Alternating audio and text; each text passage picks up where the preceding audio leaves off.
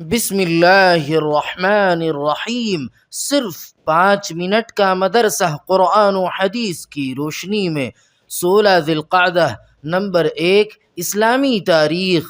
حضرت حسن بصری رحمۃ اللہ علیہ، آپ کا نام حسن کنیت ابو سعید اور والد کا نام یسار تھا۔ ان کے والد حضرت زید بن ثابت رضی اللہ تعالی عنہ کے آزاد کردہ غلام اور والدہ حضرت ام سلمہ رضی اللہ تعالی عنہا کی باندی تھیں۔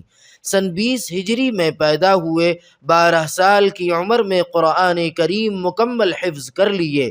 قرآن کریم کے بڑے عالم اور درس قرآن پاک میں بڑے ماہر تھے اور کبار تابعین میں سے تھے۔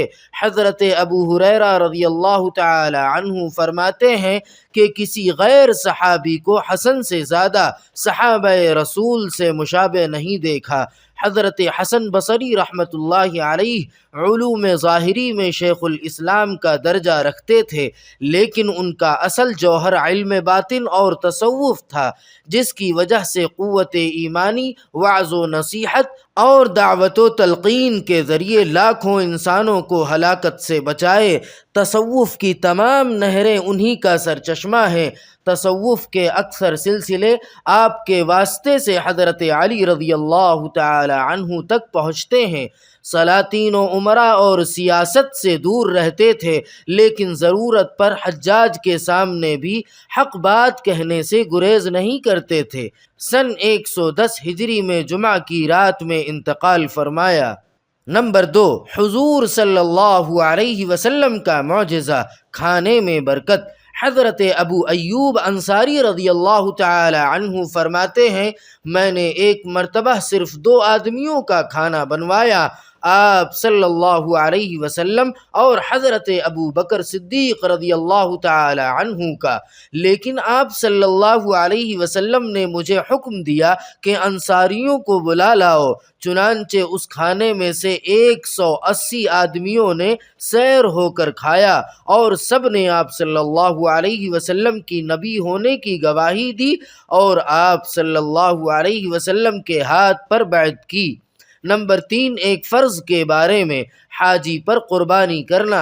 قرآن کریم میں اللہ تعالیٰ فرماتا ہے، جو شخص عمرہ کو حج کے ساتھ ملا کر فائدہ اٹھائے، یعنی حج کے دنوں میں عمرہ بھی کر لے، تو اس کے ذمے قربانی واجب ہے، جو بھی اسے میسر ہو۔ فائدہ: جو شخص حج کے زمانے میں احرام باندھ کر مکہ جائے اور عمرہ کر کے احرام کھول دے، پھر 8ویں ذی الحجہ کو احرام باندھ کر حج کرے تو اس پر قربانی کرنا واجب ہے۔ نمبر 4، ایک سنت کے بارے میں، اہل و عیال کے لیے دعا۔ نیک بندے اپنی اولاد کے لیے کثرت سے یہ دعا کرتے تھے، ربنا هب لنا من ازواجنا وذریاتنا قرۃ اعین واجعلنا للمتقین اماما۔ ترجمہ: اے ہمارے رب، ہماری بیویوں اور اولاد کو ہماری آنکھوں کی ٹھنڈک بنا دے اور ہم کو متقیوں کا امام بنا دے۔ نمبر 5، ایک اہم عمل کی فضیلت، اللہ تعالی نرمی کو پسند کرتا ہے۔ رسول اللہ صلی اللہ علیہ وسلم نے فرمایا، بے شک اللہ تعالی نرمی کرنے والے ہیں اور نرمی کو پسند کرتے ہیں، اور نرمی کرنے پر وہ اجر و ثواب عطا فرماتے ہیں جو سختی کرنے پر نہیں عطا فرماتے۔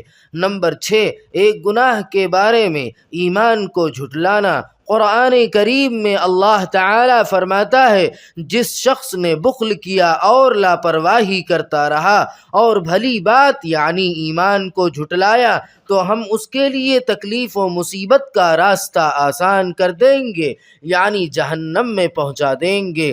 نمبر 7، دنیا کے بارے میں، اپنے بیوی بچوں سے ہوشیار رہو۔ قرآن کریم میں اللہ تعالی فرماتا ہے، اے ایمان والو، تمہاری بعض بیویاں اور بعض اولاد تمہارے حق میں دشمن ہیں، تو تم ان سے ہوشیار رہو۔ فائدہ: بیوی بچے بعض مرتبہ دنیاوی نفع کے لیے خلاف شریعت کاموں کا حکم دیتے ہیں، انہی لوگوں کو اللہ تعالی نے دین کا دشمن بتایا ہے اور ان کے حکم کو بجا لانے سے بچنے کی ہدایت دی ہے۔ نمبر 8، آخرت کے بارے میں، اہل ایمان اور قیامت کا دن۔ رسول اللہ صلی اللہ علیہ وسلم سے 50,000 سال کے برابر دن یعنی قیامت کے بارے میں پوچھا گیا کہ وہ کتنا لمبا ہوگا، تو رسول اللہ صلی اللہ علیہ وسلم نے فرمایا، اس ذات کی قسم جس کے قبضے میں میری جان ہے، وہ دن مومن کے لیے اتنا مختصر کر دیا جائے گا جتنی دیر میں وہ دنیا میں فرض نماز ادا کیا کرتا تھا۔ نمبر 9، طب نبوی سے علاج، کدو یعنی دودھی سے علاج۔ حضرت انس رضی اللہ تعالی عنہ فرماتے ہیں کہ میں نے کھانے کے دوران رسول اللہ صلی اللہ علیہ وسلم کو دیکھا کہ پیالے کے چاروں طرف سے کدو تلاش کر کے کھا رہے تھے۔ اسی روز سے میرے دل میں کدو کی رغبت پیدا ہو گئی۔ فائدہ، اطباء نے اس کے بے شمار فوائد لکھے ہیں، اور اگر بہی کے ساتھ پکا کر استعمال کیا جائے تو بدن کو عمدہ غذائیت بخشتا ہے۔ گرم مزاج اور بخار زدہ لوگوں کے لیے یہ غیر معمولی طور پر نفع بخش ہے۔ نمبر 10، نبی صلی اللہ علیہ وسلم کی نصیحت۔ رسول اللہ صلی اللہ علیہ وسلم نے فرمایا، تم میں سے کوئی شخص اپنے بھائی کے سامان کو نہ مذاق میں لے اور نہ حقیقت میں بلا اجازت لے۔ سبحان ربک رب العزت عما یصفون وسلام علی المرسلین والحمد للہ رب العالمین۔